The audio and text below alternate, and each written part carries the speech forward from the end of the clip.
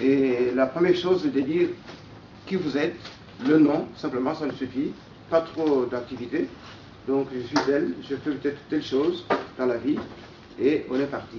Et puis alors, nous aussi, on va se présenter à vous, sauf ceux que vous connaissez déjà, mais ce n'est pas la répétition est la mère de la connaissance, on dit. Je suis Mantou. Voilà. Donc, pour la première fois, je viens ici. Moi, je suis consultant en assurance. Je m'appelle Richard Kawel. Beaucoup de gens me connaissent déjà. Mais c'est la première fois que je me pointe ici. Moi, j'ai travaillé à la Poste. Et puis après... Gabonais aussi. Oui, à tourner, là, c'était les études. Non, un Gabonais aussi, non. Chez Castelman, oui, ça c'est vrai. Et dernièrement, j'étais à l'administration communale d'Oderghem. Je suis Bantou, comme il a dit.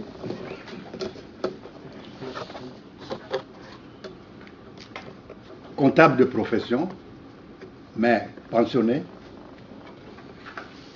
Et je viens de temps en temps ici parce que souvent je voyage. Je suis souvent absent ici parce que je voyage. Mais depuis que je fréquente ces milieux, je trouve qu'il y a du sérieux. Kabea Diva, le plus jeune de Kabea. AIS depuis le début. Membre fondateur de l'AIS, ancien officier. Moi c'est Mangassa Anselme Zikoman. Je suis un belgo-congolais ayant eu une formation juridique, ayant travaillé dans l'administration communale à Molenbeek. Je suis membre des Colos et il y a une année que je participe aux réunions comme j'étais avant comme observateur et pour l'instant je vais m'investir comme vraiment un membre effectif. Moi c'est Anne-Sylvie Niabi, je suis présidente d'une association internationale qu'on appelle Maïra. Nous œuvrons pour l'éducation,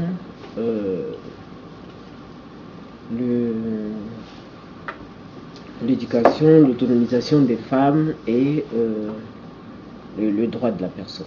Moi, c'est Marie-Guylaine Tabizé.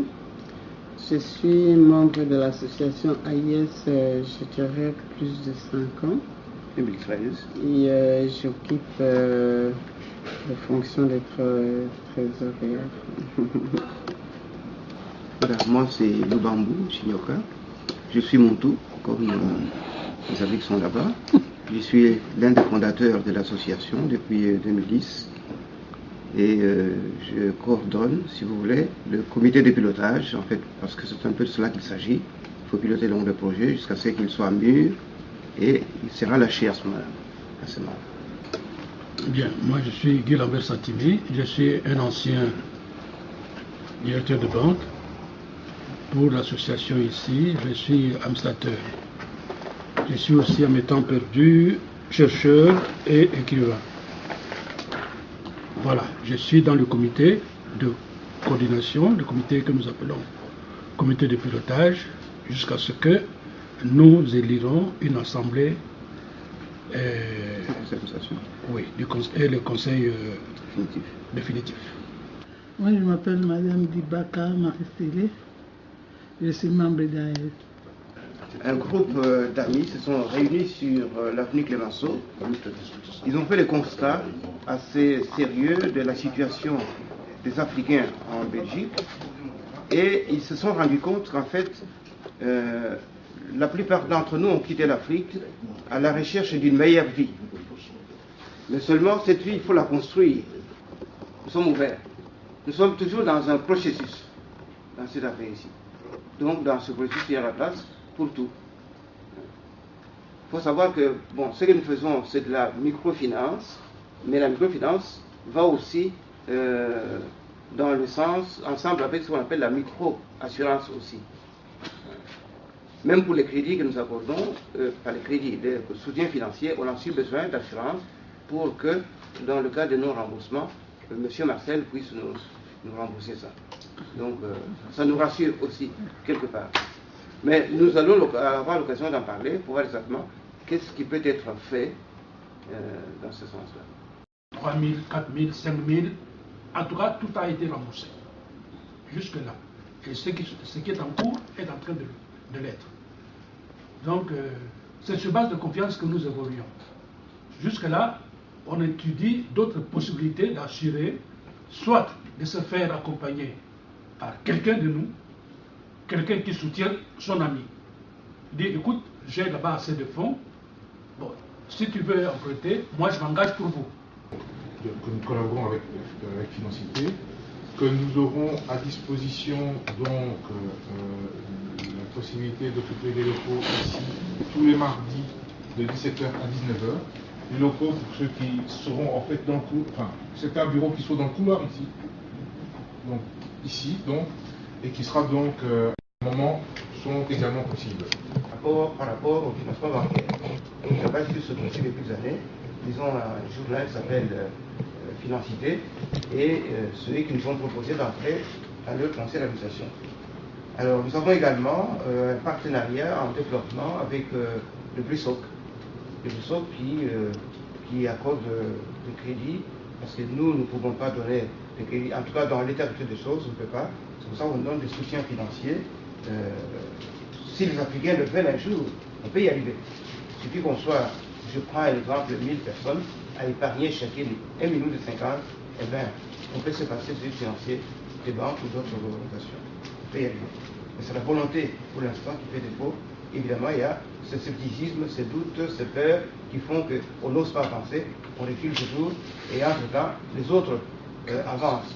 D'ailleurs, on peut le voir dans la plupart de nos pays, lorsque la situation est, comment dirais-je, catastrophique, mais les Blancs, ils n'hésitent pas à investir. Ils se font de l'argent. Malgré le fait qu'on tue des gens, qu'on fait ceci, mais ils sont là. Et dans le désordre, ils prennent l'argent. Voilà. Alors que nous, les autochtones, on a peur, on ne fait rien. Et là aussi, et on n'a rien. Donc, il y a un projet d'organiser un salon chaque année, qui sera donc le salon Afrique Entreprendre. Voilà. Donc, pour tous ces projets, on a besoin évidemment de toutes les ressources que l'Afrique a ici. Parce que dans le pays, on a besoin aussi de développer ici des expertises qui pourront servir demain nos pays pour aller de l'avant. Alors, ceci dit, donc passons à l'examen des autres points rapidement, parce qu'il y en a qui ont des petits-enfants, il y en a qui ont des grands-enfants, il y en a qui n'en ont pas encore, qui sont encore en train de chercher. Donc, il faudra les libérer à temps pour qu'ils puissent aller s'en occuper. Voilà, donc le deuxième point ici, qui a déjà été plus ou moins évoqué, est celui de la culture de l'épargne. Épargner, c'est une chose, mais épargner régulièrement, en fonction de l'objectif précis qu'on s'est fixé, ça aide aussi tout le monde.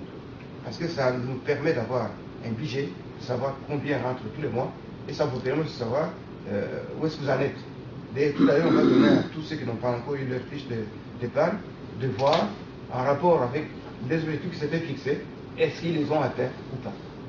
Parce que l'épargne se fait pour atteindre certains objectifs. Et si on ne les a pas atteints, c'est qu'il y a eu un problème. Donc, c'est maintenant de tirer leçon de cet échec ou des erreurs éventuelles qu'on ait commises dans l'atteinte d'objectifs qu'on s'est fixés. Donc, nous demandons avec insistance, à partir de l'année 2019, minimum 50 valeurs chaque mois. Si on fonctionne de cette manière-là, il y a moyen de faire beaucoup de choses avec des gens qui sont réguliers. Et la régularité, c'est vraiment la source de financement la plus sûre qui fasse que nous puissions effectivement espérer aller de l'avant. Les besoins de financement ici, ils sont importants, mais pour les satisfaire, nous avons besoin que chacun réalise ce qu'il a prévu lui-même, donc il respecte ses engagements et qu'il épargne tous les mois, atteignant ainsi ce que nous appelons la culture de l'épargne. C'est très important. Comme je disais, le Belge, quand il meurt, pas tous malheureusement, mais quand il meurt, il laisse toujours quelque chose sur son compte. Mais l'Africain, quand il meurt, il laisse aussi toujours quelque chose, mais en termes de dettes. Donc on doit éviter ça. L'argent qu'on dépose, c'est peut-être celui que l'on va trouver dans votre compte quand vous allez décider de partir. Donc c'est là qui prennent une décision de partir. Donc voilà. Donc nous insistons avec beaucoup de force, que chacun soit régulier dans son épargne. Et c'est pour encourager cela que nous avons prévu le prix du meilleur épargnant. C'est-à-dire quelqu'un qui épargne chaque mois en fonction de l'objectif et qui atteint cet objectif sans avoir pris du crédit. Tout simplement. Et ça, c'est très important. Donc, je me suis dit, je voudrais voyager, et bien, je mets de l'argent de côté dans l'AIS. Arrivé à la date de mon voyage, l'argent est disponible, je le prends et je voyage. J'ai ainsi donc réalisé mon objectif sans avoir pris un crédit pour le faire. Et si on est nombreux à le faire, je pense qu'on a les moyens pour faire ça beaucoup de notre chiffre ici. Voilà. Donc, sur ce point-là, quelles que soient les difficultés, il faut toujours que chaque mois, chacun mette quelque chose de côté.